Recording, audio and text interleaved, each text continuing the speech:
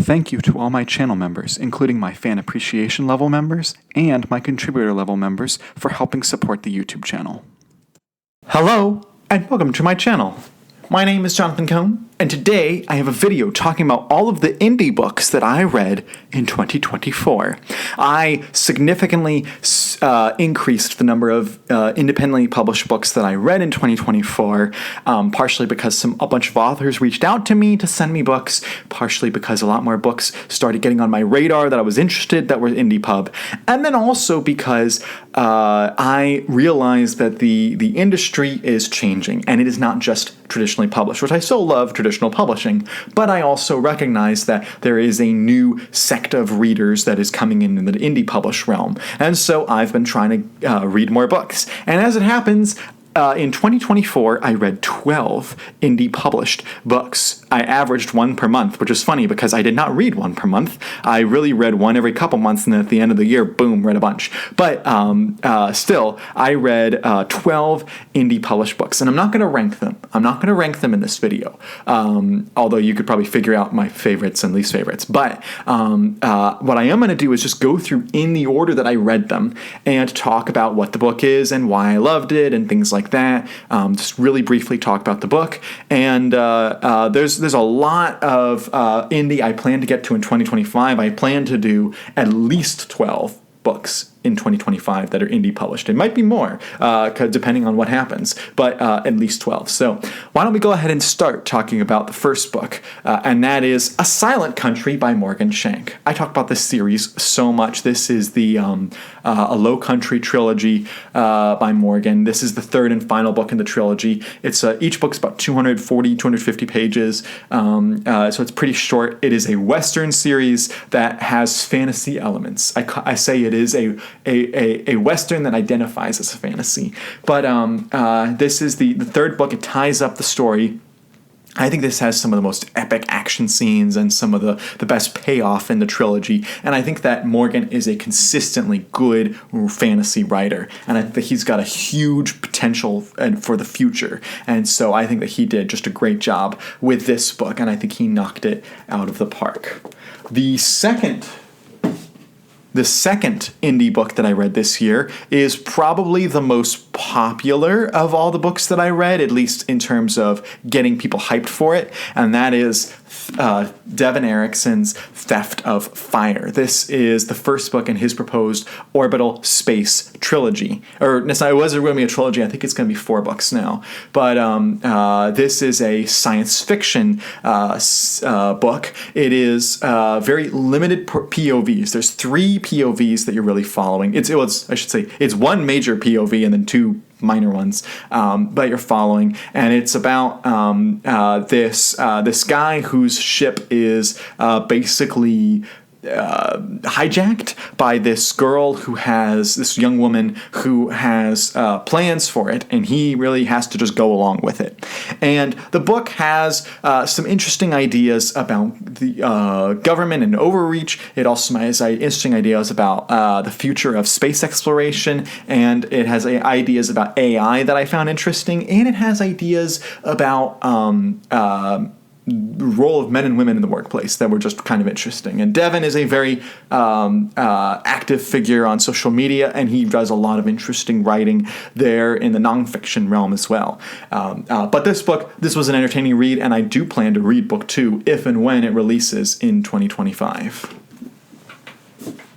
The third book that I read that was an indie book for 2024 was the novel Persephone by Kevin J. Anderson and Jeffrey Morris. This is a science fiction novel, kind of a very hard sci-fi about space exploration where Earth is basically destroyed, and so this ship is taking colonists, a couple thousand colonists, to Proxima B, and they call it Persephone. And the whole idea behind the book is you're following the 4 characters who are sent to kind of scout the planet before the whole full population comes on the planet. They're trying to determine, is the planet livable for humans? And sadly, at the moment, as I record this book is not available for purchase because Kevin Anderson and Jeffrey Morris did a Kickstarter for the book, and they and I was participating in the Kickstarter, so I got the book. But they did not make the book kind of publicly available because they're trying to get publishers involved, and they're also working on movie rights because this is based off a script that Jeffrey Morris wrote, and Kevin J. Anderson helped him turn it into a novelization. And you know what? It's a darn good novel. So I really had a blast reading this one, Persephone. I also read a techno thriller as the fourth indie book that I read this year, and that was Timothy Zahn's Cloaked Deception. Cloaked Deception. This is from a publisher I'd never read before. I want to say it's Avon, but I want to make sure I'm calling the publisher correct. Athen Books. This is a new indie publisher, and Timothy Zahn took a previous novel, I think it was just called Cloaked, and he kind of added to it, revised it, changed it, because that book had gone out of print and stuff, and the publisher they had worked with was gone, and so he turned it into this mega book, which for Timothy Zahn is a pretty long book, and this is Cloaked Deception. It's a kind of techno thriller about this weapon that this has the ability to cloak, and it goes missing, and so the scientists are trying to find it, and the government's trying to find it, and you're following kind of agents who are also kind of sent on the scene to find it, and it's a fun techno thriller. It's if you want kind of if Tom Clancy had more ridiculous technology, science fiction technology, that's basically what this book is. So you should give it a shot.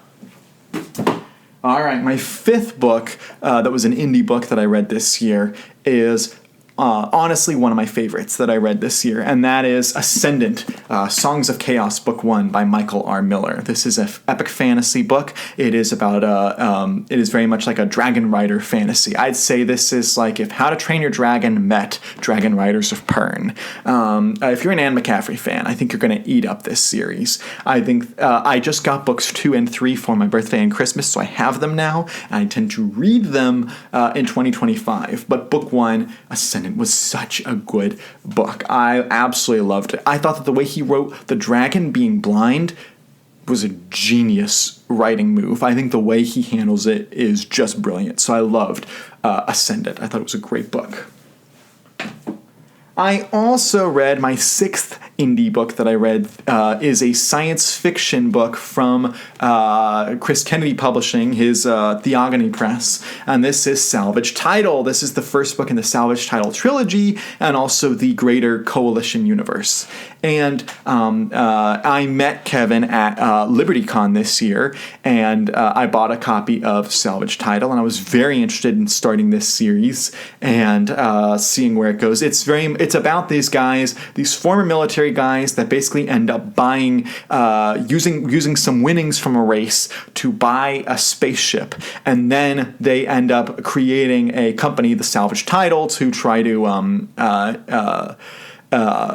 start a space company, and then a war kind of breaks out, and they end up having to use their skills to commandeer other ships and to form a fleet.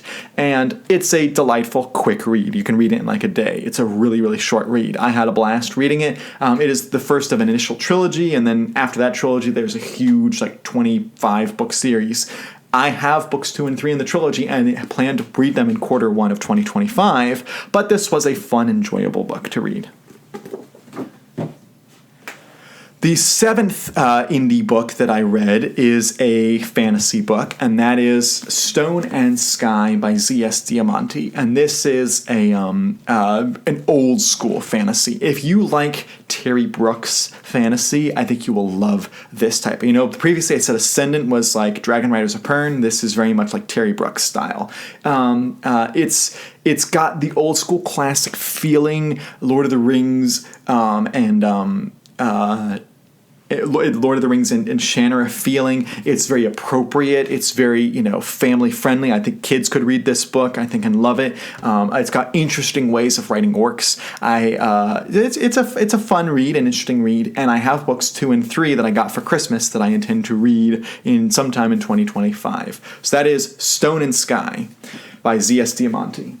And he had actually contacted me and sent me the books. And he sent me the first one, but he also sent me the Preludes collection, which is a short story collection. It's kind of like deleted scenes from the book that he wrote. And I totally understand why he deleted them. I think that it was right to delete them.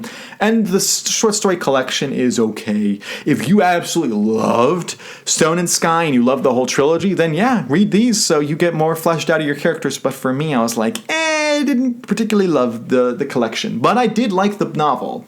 I did like the novel, just not the collection. I also read, so that was book number 7 and 8. My number 9 indie book that I read this year was Time Marked Warlock by Shami Stovall. This is a urban fantasy. It's very much like the Dresden Files, but as I would put it, it's Dresden Files meets Groundhog Day. And he keeps resetting the time every time he dies to a certain point in the day, and so he has to keep starting from that point and kind of solve the mystery and stuff. And he has a kid psychic, and it's delightful and fun to read, and I had a blast reading this book. And the second book is out. I don't own it yet, but I do intend to get it and read it, because I had a blast reading this book. And it's a nice quick read. All right, the 10th indie book I read was a self-published book by a former teacher of mine named Rebecca Lynham, and her book was Alex the Great. This is a middle grade book. This is about a incoming fifth grader named Alex who just doesn't fit in at school, and she is all into animals and stuff, and she's also kind of still grieving the death of a brother, and it's about her making friends, and it's about her trying to fit in and failing spectacularly, and it's about how the teachers, the adults, and the students treat her at school. And I think that if you're a teacher, if you are a parent, you will empathize in this book and maybe think about how you handle your kids interestingly. And also I think kids might, particularly girls, might enjoy the book. I don't know how much young boys would enjoy it, but I, as an adult, I had a blast with it. And it was a quick, I read it in like an hour and a half. So it's a fun read. I also read my 11th indie book I read this year was by someone who I don't know anyone who defends indie books more than this person, but that is John Douglas with his The Black Crown. This is an epic fantasy novel, very much like D&D inspired. If you like D&D books, you're gonna like this book. And it is an epic adventure. D&D, you have a half-orc, half-human. You have a dwarf woman. You have an elf man. And you have a human man. And they all go on this quest together. And it's delightful. It's so much fun. Such a fun read to read. And it's a beefy book. It's about 193,000 words, about 650 pages. So yeah, beefy book. The last book, it's so sad to end on a downer, but the last book that I read in 2024 that's an indie book is a romantasy titled Era of Broken Fate. And I'm not saying that romantasy won't work for me, but this one didn't. I felt this one was really just poorly executed and didn't particularly love this. But this is an indie book. And this author has a huge following on TikTok and on YouTube, so she's going to do fine. But yeah, I just did not like this book at all. So I would advise looking for other romantasy, because this is not it.